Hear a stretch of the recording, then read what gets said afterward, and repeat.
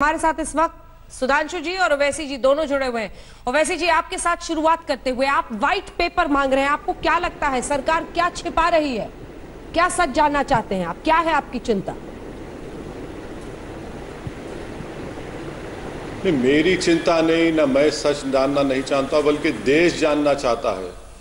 देश सच ये जानना चाहता है कि क्या अप्रैल 19 को इंटेलिजेंस ब्यूरो ने सरकार को नहीं कहा कि चीन बड़ी तादाद में अपनी फौजों को जमा कर रहा है?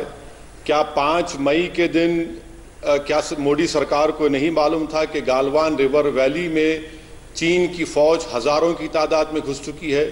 क्या मोदी सरकार को ये नहीं मालूम था कि 9 मई को नक्कुला पास सिक्किम में इंटरनेशनल बॉर्डर में 2.5 किलोमीटर के अंदर चीन घुस गया? क्या मोदी को नहीं मालूम था कि मई 17 और 18 को पोंग सांग सू लेक में चीन घुस चुका है? क्या सरकार को ये नहीं मालूम कि हर साल दिसंबर में आईटीबीपी की जिम्मेदारी होती है कि वो एमएचए डिफेंस के लोग बैठकर ये तय करते हैं कि आईटीबीपी कितने पेट्रोलिंग करेगा, आर्मी कितने पेट्रोलिंग करेगी? और क्या ये बात सच नहीं है कि जम्मू कश्मीर के एनटीआरओ के पास ड्रोन्स हैं? क्या ये बात सच नहीं है? बीजेपी क्यों नहीं बताती कि हमारे आईटीबीपी के पास हर महीना वो पुलिस के साथ, स्टेट पुलिस, कस्टम, मिलिट्री के साथ, मिलिट्री इंटेलिजेंस के साथ मीटिंग लेती है? मैं बीजेपी से जानना चाहता हूं कि ये इनकी गलती है। नरेंद्र मोदी की सियासी जिंदगी की सबसे बड़ी नाकामी और उसका खमियाजा देश भुगत रहा है, क्योंकि ये नरेंद्र मोदी की सरकार इस देश को टीवी चैनल की तरह चलाते आ रही है कि टीआरपी ना गिरे, और इनकी टीआरपी ना गिरने की वजह से आज हम देख रहे हैं कि हमारे 20 जवान शहीद हुए। मैडम, इससे बड़ी अफसोस की बात क्या हो सकती है कि 20 में से 17 के जिस्मों पर इतनी बुरी तरह के मार थे और 3 के चेहरे नजर नहीं आ रहे थे। 3 जवानों के गले काट दिए गए। एक हमारा कर्नल सुरेश बाबू के सर पर मारा गया। आज तक के सिस्टर चैनल पर एक सिपाही जिसका नाम राजस्थान का सुरेंद्र सिंह है, वो कह रहा है अपनी बाप को फोन करके कि अगर मेरे पास कृपान नहीं होता तो मुझे मार दिया जाता। कितने चीन के लोग आए? 2000। आखिर इसका जिम्मेदार कौन है? देश जानना चाहता है। और आप तो बड़ी बड़ी नेशनलिज्म की बातें करते हैं। मैडम, आखिरी बात कहकर अपनी बात को खत्म करूंगा कि जब हम ये रोड बना रहे थे, तो बीआरओ ने रोड बना रहे थे, तो हमको मालूम था कि ये रोड काराकोरम पास से लेकर राइट जाता है तांगसेरूक तक। अब चीन पहाड़ों पर बैठा हुआ है। वो जब चाहे जब हमको सियाचिन ग्लेशियर पे जाने से रोकेगा, काराकोरम पास के कम्युनिकेशन को खत्म करेगा, और जवाब ही नहीं है। हमारी सरकार के पास कोई जवाब नहीं है। आखिर सरकार अगर बदला लेगी तो क्या चीन को सिक्किम की जमीन से गालवान वैली जो भारत का हिस्सा है, पोंग सांग सू लेक जो भारत का हिस्सा है, आप हटाएंगे नहीं हटाएंगे? बताइए हमको। देश जानना चाहता है, मैं नहीं, देश सच जानना चाहता है, और उसके लिए जरूरी है कि व्हाइट पेपर को जारी करना पड़ेगा मोदी सरकार। सुधांशु जी, एक एक पॉइंटेड सवाल उन्होंने पूछा है, हर मुद्दे पर आपका जवाब। सुधांशु जी, देखिए, सर्वदलीय बैठक में भले ही ना बुलाया गया हो ओवैसी जी को, पर छलावा देने वाली तमाम खबरों के बारे में इनको बड़ी गजब की जानकारी है। इंटेलिजेंस ब्यूरो की जानकारी इनको, मिलिट्री इंटेलिजेंस की जानकारी इनको, वहां सेना के पोस्ट पर कमांडर को शायद ना पता हो कितने लोग हैं, वो जानकारी इनको। और इतना ही नहीं, अभी देखिए अपने आखिरी सेंटेंस में क्या बोल गए कि वो हमसे ऊपर बैठा है। ये बताइए, दुनिया का सबसे ऊंचा फाइटिंग आर्मी पोस्ट कहां पे है? सियाचिन में। वर्ल्ड का टॉलेस्ट, जहां हम बैठे हैं। सबसे बड़ा हाईएस्ट एयर स्ट्रिप कहां है? दौलत बेग ओल्डी में, जो हमारे पास है, और आपको नजर आ रहा है वो ऊपर बैठा हुआ है। अभी अमेरिका के हार्वर्ड कैनेडी इंस्टीट्यूट ने आज ही रिपोर्ट में दिया है कि ऊंची पहाड़ियों पर भारत की स्थिति ज्यादा मजबूत है। एयरफोर्स की स्थिति में भारत की स्थिति ज्यादा मजबूत है, और इन फैक्ट के साथ दिया है। आपको सारी आईबी से लेके और आर्मी से लेके आर्मी इंटेलिजेंस तक सब जानकारी है, मगर जो दुनिया को जानकारी है कि सियाचिन सबसे ऊपर है जहां आर्मी है, दौलत बेग ओल्डी सबसे ऊपर है जहां एयरफोर्स है, वो आपको जानकारी नहीं। अब मैं आपसे यह भी कहना चाहूंगा, जो आपने बात कही व्हाइट पेपर की, बड़ी ही आपने सलीके से 2014 की बात कही। अरे हम तो पूरी तरीके से ट्रांसपेरेंट हैं। आपको हमारी बात पे यकीन ना हो, वो आदतन है, फितरतन है, उसमें कोई समस्या की बात नहीं। अरे चीन तो ये कह रहा हम उसके इलाके में घुस गए, चीन ने हमारे ऊपर यह आरोप लगाया हम एग्रेसर है। चलिए हमारी बात तो भरोसा नहीं तो चीन की बात पे भरोसा कर लीजिए, आज जो नाटो का बयान है उस पर भरोसा कर लीजिए, मगर भरोसा किसी पे नहीं है, क्योंकि हकीकत यह है कि जनता के भरोसे को तोड़ना ही एकमात्र फितरत है विपक्षी दलों की, और ओवैसी जी के दल की भी इसी प्रकार की प्रवृत्ति रहती है। अब आपने जो एक बात ये कही व्हाइट पेपर, पहली बात तो आप स्वयं एक लॉयर भी हैं और सांसद भी हैं, आपकी बात एक बार मान भी लें, ये आईबी की रिपोर्ट और मिलिट्री इंटेलिजेंस की रिपोर्ट व्हाइट पेपर का हिस्सा होती है क्या? और आपने व्हाइट पेपर 2014 से कहा, क्यों नहीं पिछले के बोला कि 96 का एग्रीमेंट भी आए, 97 का एग्रीमेंट भी आए, 2005 का भी आए, 2008 का भी आए, जिसकी वजह से हमारे हाथ बंधे थे। हाँ, मैं ईमानदारी से कहता हूं हमारे 20 जवान वीर गति को प्राप्त हुए, परंतु हमने 43 जवानों को निपटाया। यह सत्य है कि आर्मी में एक निर्णय होता है कि गोली नहीं चलानी है तो नहीं चलाया, पर गोली उधर से भी नहीं चली, इधर से भी नहीं चली। वो कहते हैं कि शस्त्र विहीन हमारे सैनिक नहीं, शस्त्र के साथ थे, मगर मर्यादा और अनुशासन के नाते उन्होंने शस्त्र नहीं चलाया। हमारे जवान शस्त्र विहीन नहीं थे। विपक्ष के नेता ऐसा प्रतीत हो रहा है कि दृष्टि विहीन है, बुद्धि विहीन है और मूल्य विहीन। 3 बहुत बड़े बड़े शब्दों में आरोप लगाया असदुद्दीन ओवैसी जी आप पर। उन्होंने सवाल यह है कि आज शहीदों के पार्थिव शरीर उनके घरों को पहुंच रहे हैं। आज लद्दाख में वायुसेना अध्यक्ष अचानक दौरे पर गए, वहां पर लड़ाकू विमान उड़ रहे हैं। क्या ये वो वक्त नहीं है जब हिंदुस्तान की हर राजनीतिक पार्टियों को अपने मतभेद के ऊपर उठकर एकजुट आवाज में बोलना चाहिए?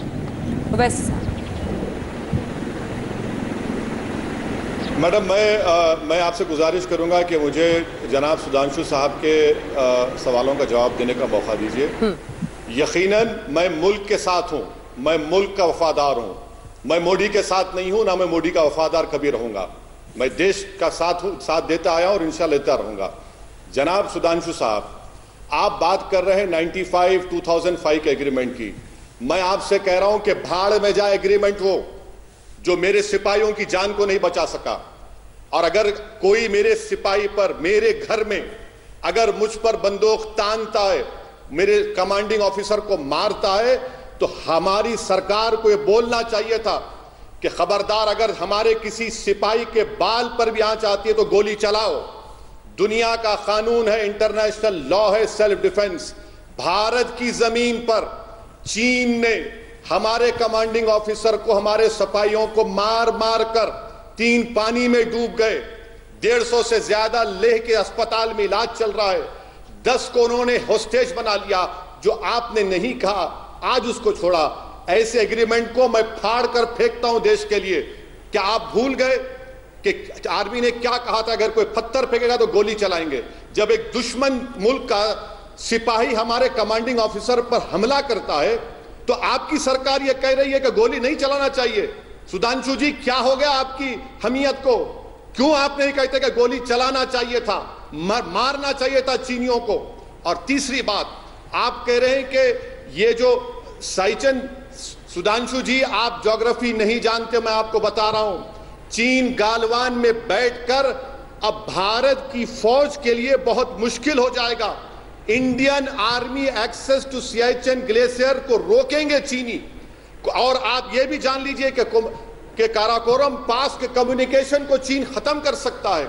मेरे सवाल का जवाब दीजिए। मैं जो कुछ कह रहा हूं, मुझे कोई इंटेलिजेंस नहीं बल्कि मीडिया में वाइडली रिपोर्ट हुआ है कि अप्रैल में आईबी ने रिपोर्ट दी और फिर मई 5 को, मई 9 को, मई 17 को ये तमाम मीडिया ने रिपोर्ट किया।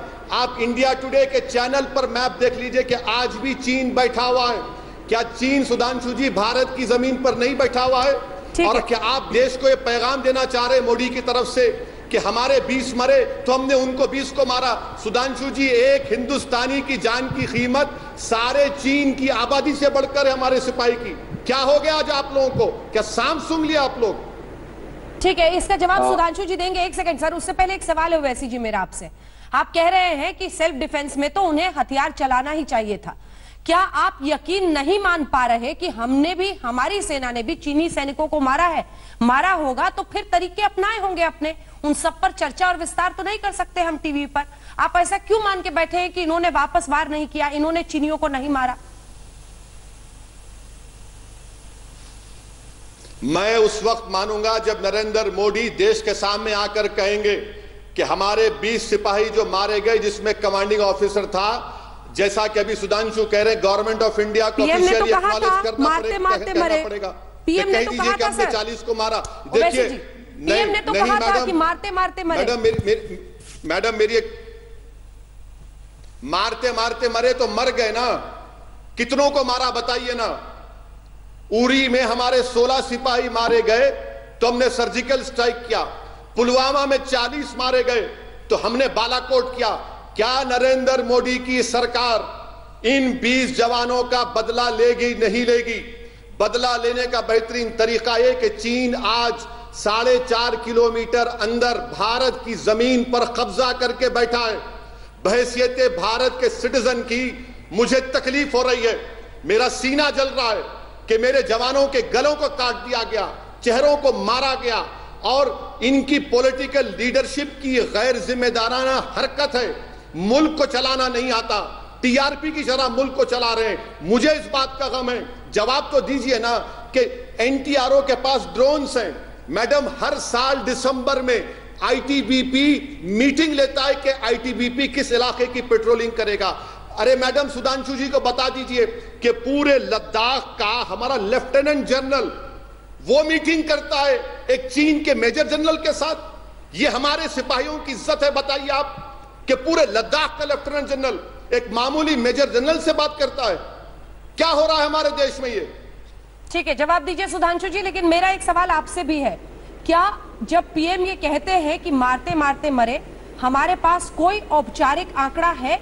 ये जो आप लोग रोज आकर 43 लोग मारे गए, 43 लोग मारे गए बता रहे हैं, क्या आपके पास इसकी पुष्टि है?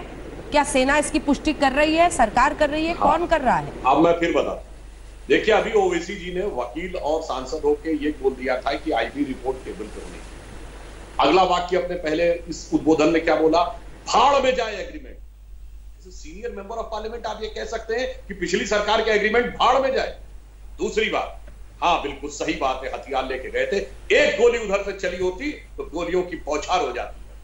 क्योंकि एक भी गोली उधर से नहीं चली, इसलिए हाथापाई वाली फाइट हुई। खतरनाक इलाका था, बहुत से लोग फिसल के नीचे गिर गए और उसमें हमारे 20 जवान वीर गति को प्राप्त हुए। रही बात आपने कहा कि जो संख्या 43 की, तो ये इंटरनेशनल एजेंसी ने कहा है। यहां पर फिर मैं कहता हूं, इतने वरिष्ठ नेता होकर आपको यह नहीं पता क्या कि कोई भी सेना अपने यहां के मारे गए सैनिकों की आधिकारिक संख्या घोषित कर सकती है, दूसरे के यहां के मारे गए सैनिकों की आधिकारिक संख्या नहीं घोषित कर सकती, क्योंकि वो ऑफिशियल रिकॉर्ड वो करते हैं। अंतरराष्ट्रीय एजेंसी ने कहा, ना हमारी ना उनकी, उसने 43 कहा है।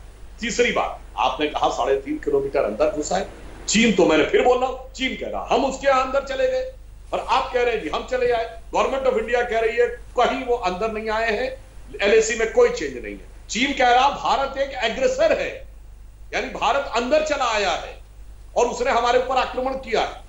लेकिन सुधांशु जी, चीन के विदेश मंत्रालय ने, सर एक काउंटर क्वेश्चन है, चीन के विदेश मंत्रालय के प्रवक्ता ने खुद आकर कहा ना कि गलवान घाटी हमारा है। आप बताइए किसका? वो तो बिल्कुल सही बात है। गलवान घाटी क्यों भैया, अक्साई चिन्ह तो उन्होंने 1963 में लिया। हमने भी तो कहा था अक्साई चिन्ह हमारा 1963 का पार्लियामेंट का रिजोल्यूशन है। मगर अफसोस की बात, आज कोई कांग्रेस का नेता ये बोलने की हिम्मत नहीं करता है कि गलवान घाटी का अक्साई चिन्ह हमारा है। बोला तो हमारे गृह मंत्री अमित शाह जी ने बोला था। उल्टा आज चीन को कोट करते हैं कि वो कह रहा गलवान घाटी। अरे कहने से क्या होता है जब तक उसके फिजिकल पोजीशन में ना हो। अब मैं उदाहरण की दूसरी बात करता हूं, जैसे उदाहरण के लिए हम कहते हैं पीओके हमारा है, मगर अभी पीओके हमारे वास्तविक नियंत्रण में नहीं है ना। अब दूसरी बात जो इन्होंने कहा ज्योग्राफी की बात, जनाब ज्योग्राफी की बात ही तो मैं बता रहा हूं, चीन को पेट में क्यों दर्द हो रहा था। ये जो सड़क बन रही थी, ये कराकोरम हाईवे जो चाइना का, चाइना पाकिस्तान इकोनॉमिक कॉरिडोर है, उससे सिर्फ 5-6 किलोमीटर दूर थी। अब चीन की ज्योग्राफिकल लोकेशन ही चीन के लिए समस्या है। देखिए पूरे दुनिया को पता होगा चीन ऊपर है, अगर उसको समुद्र से किसी प्रकार का व्यापार करना है तो South China Sea, Strait of Malacca होते हुए हिंद महासागर से जाना है, और अगर सड़क के थ्रू करना है तो चाइना पाकिस्तान इकोनॉमिक कॉरिडोर यानी पाकिस्तान ऑक्युपाइड कश्मीर से जाना है। अब समस्या यह है कि स्टेट ऑफ मलक्का से लेकर हिंद महासागर में वो हमारी नौसेना का मुकाबला नहीं कर सकता in case of event of war, क्योंकि वहां पर ऑस्ट्रेलिया और अमेरिकन कमांड भी उसके खिलाफ है। यहां पर क्या हो गया कि अगर उसकी सड़क के हम 6 किलोमीटर नजदीक आ जाएंगे तो इन केस ऑफ वॉर हम उनके मूवमेंट को रोक सकते हैं। सारी समस्या की जड़ तो यही थी। और चूंकि सड़कों की गति हमने आने के बाद तेज कर दी बनाने की 2014 के बाद, क्योंकि हमारी पार्टी का 2008 की तरह कोई चाइना की कम्युनिस्ट पार्टी के साथ एग्रीमेंट नहीं था। वो अगर आप व्हाइट पेपर कहेंगे तो आपने देखा होता तो आपका सारी आ जाती कि 61 सड़कों का निर्माण। और शुरू कब हुआ था? जब अटल जी की सरकार थी और जॉर्ज फर्नांडिस रक्षा मंत्री थे, तब बॉर्डर रोड ऑर्गेनाइजेशन ने सबसे ज्यादा 61 सड़कों का निर्माण शुरू किया था, जिसमें 80% इस समय कंप्लीट हो गई। तो ज्योग्राफी समझिए या पॉलिटिक्स समझिए। और एक और बात कह देना चाहता हूं, आज आप मोदी सरकार पे कह रहे हैं आज की डिप्लोमेसी में, अरे 62-67 में तो चाइना के साथ बहुत लोग खड़े थे। आज मैं आपसे पूछना चाहता हूं, आप तो बड़े समझदार व्यक्ति हैं, बुद्धिमान व्यक्ति हैं, डिप्लोमेसी में आज चीन के साथ कौन खड़े हैं? केवल 2 ally, South Korea, sorry North Korea और भूटान और पाकिस्तान। अब बताइए, इन 2 के अलावा तीसरा उसके साथ नहीं खड़ा है। ठीक है, उसके बाद आपको लग रहा है। और एक और बात कह देना चाहता हूं, चाइना का एक फिर भी वो ऐसी हिमाकत कर रहा है ना सुधांशु जी, सिर्फ नॉर्थ कोरिया, सिर्फ पाकिस्तान, ये आप रोज कह रहे हैं, लेकिन फिर भी चीन हिमाकत कर रहा है ना ऐसी। हाँ, अब मैं आपको बता रहा हूं। हाँ। चाइना का एक बड़ा थिंक टैंक है, Chinese institute of international relationship, जो चाइना के स्टेट डिपार्टमेंट से एफिलिएट है। और ये राइटर में खबर छपी, उसने बताया है कि क्योंकि मैं ये हवा में नहीं बोल रहा हूं, मैं सोर्स के साथ बोल रहा हूं, उसमें उसने कहा है कि उस थिंक टैंक ने चीन से कहा है कि चीन अपने वर्स्ट डिप्लोमेटिक आइसोलेशन की तरफ बढ़ रहा है और यह 1989 के तियाननमेन स्क्वायर के बाद से ज्यादा बुरा होगा। और उसने यह भी कहा है कि ताइवान के मुद्दे पर अमेरिका से टकराव हो सकता है, वहां पर सैन्य क्षमता बढ़ानी चाहिए। अब वो किस कारण से यहां कर रहा है, इतने बुरे कूटनीतिक दौर में, जब वो कह रहा सबसे बुरे दौर में है, अब वो ध्यान भटकाने के लिए कर रहा है या ताइवान से बचने के लिए कर रहा है? श्रेय आप ले रहे हैं क्या सुधांशु जी? ये आपकी सरकार ने कर दिया क्या चीन के साथ? ये सबका श्रेय ले रहे हैं क्या, ये सब जो बता रहे हैं? हम तो सिर्फ एक बात कह रहे हैं ना, जब लड़ाई होती है तो युद्ध के मैदान में भी होती है और कूटनीति के मैदान में होती है। ठीक है, ओवैसी साहब, मैदान में फैसला बाकी है, कूटनीति के मैदान में तस्वीर साफ दिख रही है। ओवैसी साहब, उन्होंने आपकी हर बात का जवाब दिया। वो तो बता रहे हैं कि चीन वैसे ही कमजोर है, अलग थलग पड़ा हुआ है, सिर्फ नॉर्थ कोरिया, सिर्फ पाकिस्तान, और आप सरकार को ही परेशान कर रहे हैं। मैडम मुझे इतना अफसोस हो रहा है, तकलीफ हो रही है कि सुधांशु जी ये जवाब देकर अपनी पार्टी को बुरी तरह एक्सपोज करके देश को ये पैगाम दे रहे हैं कि चीन भारत की सरजमीन पर 1 इंच भी कब्जा नहीं किया है। कितनी बड़ी झूठ बीजेपी आज कह रही है देश के सामने। क्या चीन ने कब्जा नहीं किया हमारी जमीन पर? बता दीजिए सुधांशु जी। क्या सिक्किम में, गालवान में, पोंगसोंग सुलू लेक में? सर देखिए, मैं आप जब बोल रहे थे मैंने कुछ नहीं कहा, मैं सुन रहा था, तो सब्र करिए प्लीज। क्या चीन कब्जा नहीं किया भारत की जमीन पर? आप अभी अपना जवाब सुन लीजिए। आपने कहा कि चीन कब्जा नहीं किया, चीन कह रहा है कि हम घुस गए, तो फिर प्रधानमंत्री ऑल पार्टी मीटिंग क्यों बुलाए? चाय भी नहीं पिला सकते? क्या हमको ज्ञान देने के लिए बुलाए हैं? क्या प्रधानमंत्री धोखा दे रहे हैं देश को? 4.5 किलोमीटर चीन गालवान वैली में घुस चुका है, पोंगसोंग लेक के सदन में घुस चुका है।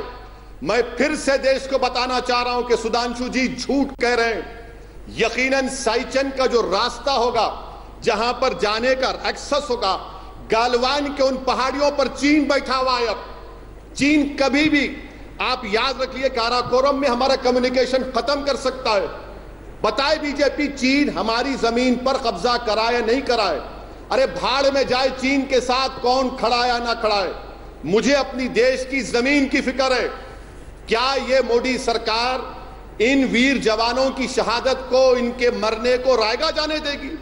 क्या आज तक के चैनल पर वो सिपाही जिसका नाम सुरेंद्र सिंह है, अपने पिताजी को फोन करके कहता है कि 2000 लोग आकर हमला किए हम पर, कीले नेल्स लगे हुए लकड़ी के ऊपर, 3 हमारे सिपाहियों के चेहरे नहीं दिख रहे? तो क्या चीन की जमीन पर थे? आप उन लोगों को इस तरह का जवाब देकर आपने ना सिर्फ भारत की आवाम का बल्कि उन मरने वाले 20 जवानों की तौहीन की है। याद रखिए सुधांशु जी, नरेंद्र मोदी और आपकी सरकार देश की जमीन से बड़ी नहीं है। आप सरासर नाकाम साबित हुए हैं। और आप बार बार जो आईबी रिपोर्ट का जिक्र कर रहे सर, ये मीडिया में वाइडली रिपोर्टेड है, बड़े बड़े विज्ञान कह रहे हैं। बल्कि सुधांशु जी लिख लीजिए, क्या फिंगर 4 और फिंगर 8 पर हम पेट्रोलिंग कर सकते हैं? आज नहीं कर सकते हम। फिंगर 4 फिंगर 8 हमारा इलाका है। क्या डीपैक के सैटेलाइट्स नहीं बता रहे? आज भी हिंदू अखबार में सैटेलाइट के इमेज आया कि गालवान पोंगसोंगसू लेक पर चीन डैम बना रहा है, और आप यहां पर बैठकर इस तरह से बोल रहे हैं आपकी पार्टी की तरफ से। सुधांशु जी, ये आप नहीं कह रहे हैं, ये आपकी जबान नहीं, आपकी जबान जरूर है, मगर आप अपनी सरकार की इस गलत पॉलिसी को, जो देश को धोखा दे रहे हैं, हमारे सिपाही मारे गए और हमारी जमीन को हिफाजत नहीं कर सके, आप हमारे देश के तमाम लोगों पर धूल झोंक रहे हैं। अफसोस हो रहा है मुझे। बताइए, आप डिफेंस मिनिस्टर के करीबी साथी हैं कि हर साल दिसंबर में डिफेंस मिनिस्टर एमएचए आईटीबीपी बैठकर साल भर की पेट्रोलिंग नहीं तय करता? क्या हमारे एनटीआरओ के पास ड्रोन्स नहीं है, सैटेलाइट के इमेजेस हैं? किस तरह आपकी सरकार ने हमारे लद्दाख के एक लेफ्टिनेंट जनरल हरिंदर सिंह को एक मेजर जनरल के साथ बैठने को दिया? याद रखिए, चीन से मुकाबला करना है तो 56 इंच का सीना नहीं, दिमाग होना पड़ेगा और एक धड़कता हुआ दिल होना पड़ेगा इस देश के लिए। आप कब तक इस मुल्क को टीआरपी रेटिंग की तरह चलाएंगे? सुधांशु जी, आपने चलिए अच्छी बात कह दी, आखिर में आपने ये कह दिया कि दिमाग होना पड़ेगा, तो दिमाग जो होने की बात कही जाती है तो फिर ये नहीं कहा जा सकता समझौता भाड़ में जाए। अब मैं इस बिंदु के ऊपर आता हूं जो आपने कहा। पहला प्रश्न आपने कहा क्या हमारे इलाके में चीन है? हाँ है, 1962 से है, 58 साल से उसका कब्जा है। दूसरा, आपने कहा कि वो लोग अगर आगे नहीं आए तो वो किस इलाके में वहां लड़ाई है। आपको यह पता होना चाहिए कि भारत और चीन के बीच के समझौते के अनुसार लाइन ऑफ कंट्रोल के दोनों लोग 2-2 किलोमीटर दूर रहते हैं।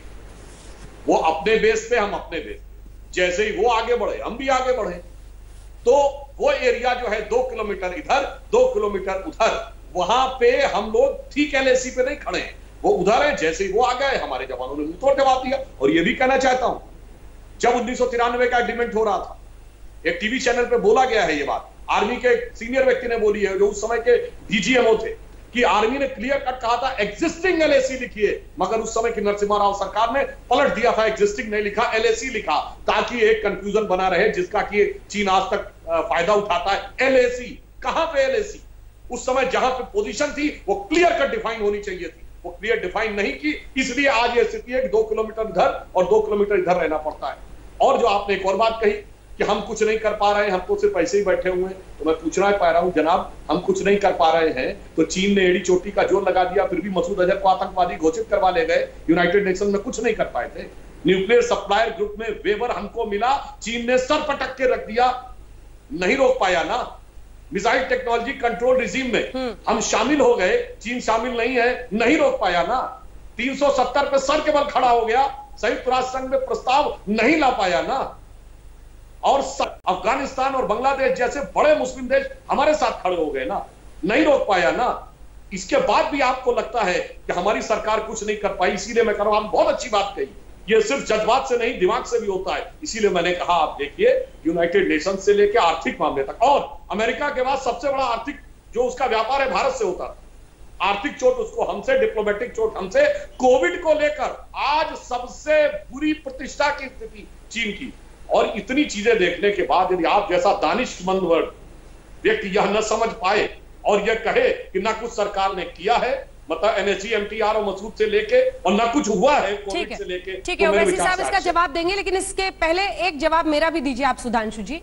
जिस 1996 की संधि का आर्टिकल 6 का आप जिक्र करते हैं, देखिए अभी भी चीन ने कई मोर्चों पर, अलग अलग जगहों पर इस तरह की स्थिति पैदा की है। सरहद बहुत लंबी है जो हम उसके साथ शेयर करते हैं। ये संधि और ये आर्टिकल रद्द करने के लिए आपने कोई कदम उठाया है या नहीं? क्योंकि अभी भी सतर्क रहना जरूरी है। ऐसा तो नहीं होगा कि ऐसी कोई भी हादसे के सामने फिर यही बात दोहराई जाएगी कि 1996 आर्टिकल 6 और ये हुआ।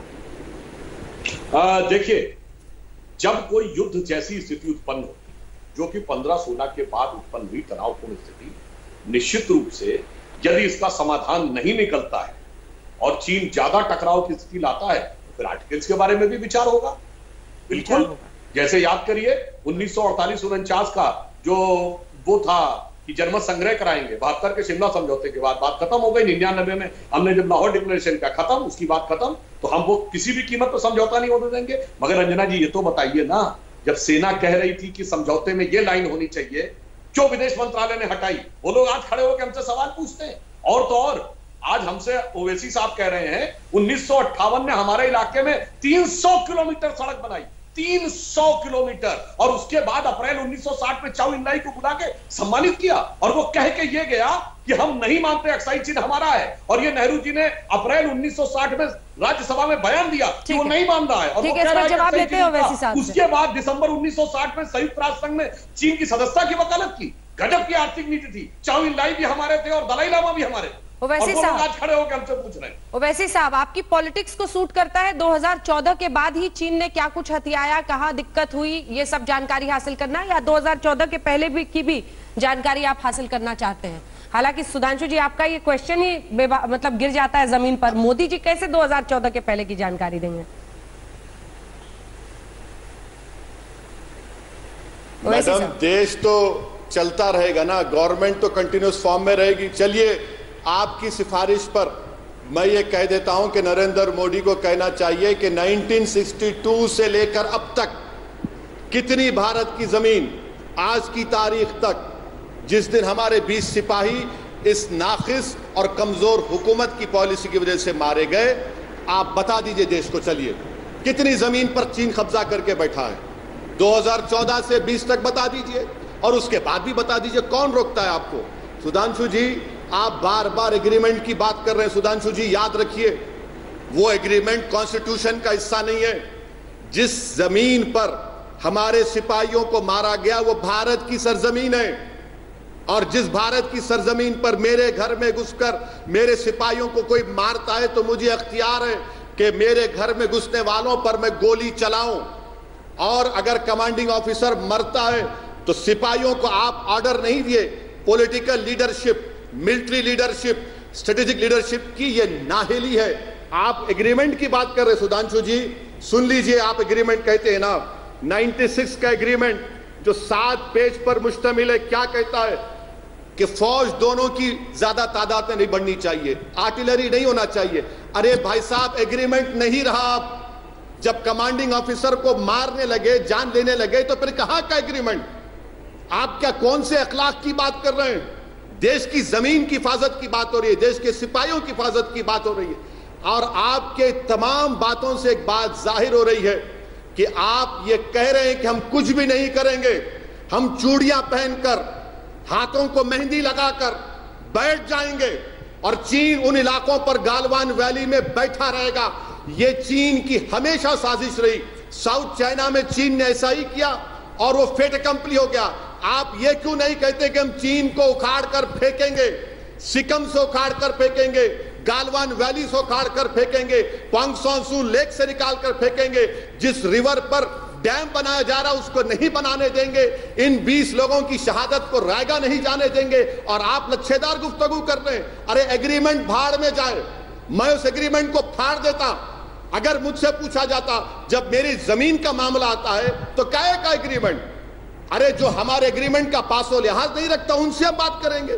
क्यों उनसे बात करें सुधांशु जी? आप ये बात तो समझना पड़ेगा ना सुधांशु जी, क्योंकि चीन का सामान जितना लास्ट नहीं करता है उससे भी कम लास्ट करता है उनका वादा। अब तो ये साबित हो चुका है। बिल्कुल मैं बात बोल रहा हूं। अरे इतना बड़ा बड़ा बात बोल लिया तो एक बार यह बोल देते ना कि 96 में रक्षा मंत्री कौन था?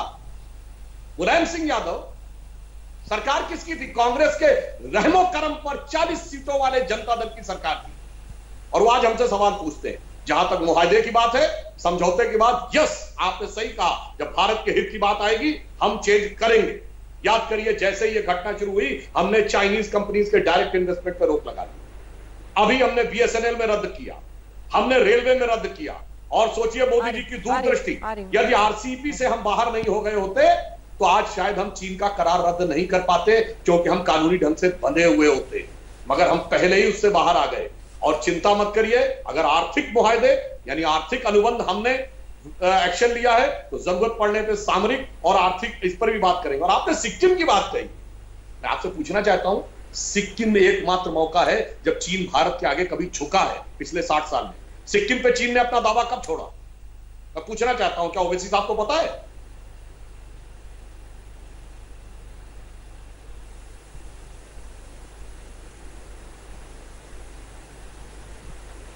यदि इन्हें नहीं पता तो मैं बता देता हूं। 2003 में अटल बिहारी वाजपेयी जी की बीजिंग यात्रा के दौरान चीन ने सिक्किम पर अपना दावा छोड़ा। ये भारत और चीन के इतिहास में 1962 के बाद इकलौता मौका है जब चीन पीछे गया। और जो मैंने अभी मसूद अजहर, एनएसजी और ये वाली बात बताई, मिसाइल टेक्नोलॉजी कंट्रोल रिजीम, ये मोदी जी के दौर में है जहां पे चीन मात खाता हुआ दिखा। बस इसके अलावा तो हमेशा चीन जलवे से चढ़ा ही रहा है। आर्थिक मोर्चे पर जिस तरह के कदम उठाए जा रहे हैं उसको घेरने के लिए, उस पर आपने हाथ उठाया था, वहां पर क्या दिक्कत है? सरकार उस तरफ बढ़ रही है। वैसे साहब मैडम, मैं एक बात पूछना चाहता हूं सुधांशु जी से। मैं जो फिगर्स दे रहा हूं वो director general of foreign trade के हैं। क्या मोदी सरकार जो हमारे भारत के एक्सपोर्ट्स चीन को है वो 15.54 बिलियन यूएस डॉलर्स के, बंद करिए ना। इंपोर्ट्स हमारे हैं 62.38 बिलियन यूएस डॉलर्स के, 14%, बंद करिए। चैलेंज कर रहा हूं आपको, ये दोनों एक्सपोर्ट्स को इंपोर्ट्स को बंद करिए आप। मैं आपको चैलेंज कर रहा हूं मोदी सरकार को। ये जो हम एक्सपोर्ट्स कर रहे हैं 15.54 यूएस बिलियन डॉलर्स के, क्या है? Organic chemicals, mineral based products. Import जो हो रहा है, क्या हो रहा है? Electric machinery. Madam, nuclear reactors भी हमने चीन से मंगाया है। Nuclear reactors, boilers, machinery. चलिए बंद करिए ना इनको।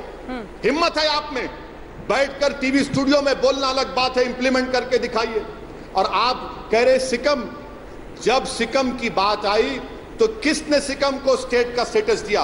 और चीन को बता दिया कि हम स्टेटस दे रहे हैं। आज मैं आपसे फिर से सवाल कर रहा हूं सुधांशु जी, क्या सिक्किम के नक्कुला पास में इंटरनेशनल बॉर्डर से 2 किलोमीटर अंदर क्या चीन की फौज भारत की जमीन पर बैठी है? नहीं बैठी है। 9 मई को हुआ है। आप मेरे सवालात का जवाब नहीं दे रहे, इसलिए नहीं दे पा रहे हैं क्योंकि आपकी सरकार डरती है चीन से मुकाबला करने के लिए। कहां गया आपका वो जज्बा कि जब उरी में 16 सिपाही मारे गए तो सर्जिकल स्ट्राइक हुआ, 40 पुलिस वाले मारे गए पुलवामा में तो बालाकोट हुआ। क्या मोदी सरकार हमारी जमीन को वापस लेगी? नहीं लेगी। क्या चीन को उसी तरह जवाब देगी? नहीं देगी। या फिर आपका ये जो देशभक्ति है ये सिर्फ दिखावे की है, मुझे कहना पड़ेगा। और अफसोस तो ये सुधांशु जी कि आज आपसे मुझे उम्मीद नहीं थी कि आप अपनी पार्टी की तर्जुमानी कर रहे हैं और कह रहे हैं कि चीन कब्जा ही नहीं किया। क्यों आरएसएस चुप है? सुधांशु जी कहां गए उनके उस देशभक्ति के नारे? आज सब रेडियो साइलेंस मेंटेन कर रहे हैं। जो ओवैसी जी ने कहा, बिंदुवार जवाब दो। इन्होंने कहा इन्वेस्टमेंट में इतने इतने ट्रेड, आपने कहा हिम्मत है तो आंकड़ा दिखाइए। मैं भी आपसे कहता हूं हिम्मत है तो बताइए किन वर्षों में आए ये सारे, किन वर्षों में ये कंपनियां भारत में आई, किन वर्षों में भारतीय कंपनियों के कॉन्ट्रैक्ट नहीं मिले, चीनी कंपनियों को मिले? 2006, 7, 8, 9, बताता हूं, अभी बताता हूं। जब यूपीए 1 की सरकारें थी, चीन के साथ बड़े बड़े समझौते कब हुए? वही 2008-9 के आसपास, जब कांग्रेस पार्टी और कम्युनिस्ट पार्टी के बीच समझौते हुए। इन्वायरमेंट के नाम पर भारत की तमाम कंपनियों के प्रोजेक्ट रद्द हुए और धड़ाधड़ ये जो अभी दिल्ली मेरठ आरआरटीएस प्रोजेक्ट है, ये तो अभी की बिडिंग हुई है, अभी टेंडर दिया गया। मैं इसीलिए तो कह रहा हूं, जो हमारे साथ था हमने किया और अभी भी कर रहे हैं, और जो पुराने हैं चिंता मत करिए, सरकार सब पे पूरी संवेदनशीलता से नजर रखे हुए है। और जो ओवैसी जी ने कहा, सुनिए अंजना जी, ओवैसी जी ने कहा ना कि क्यों नहीं कर रहे, क्या नहीं कर रहे, हम क्यों करेंगे, क्या करेंगे और कैसे करेंगे, वक्त आने पर बता देंगे तुझे आसमां, हम अभी से क्या बता दें जो हमारे दिल में। ओवैसी साहब, अरे सुधांशु जी कब तक शेर शायरी करेंगे? आंखें दिखाइए, सीना दिखाइए, सेना को बोलिए अगर कोई जब गोली मारता है तो गोलियों की बौछार करो।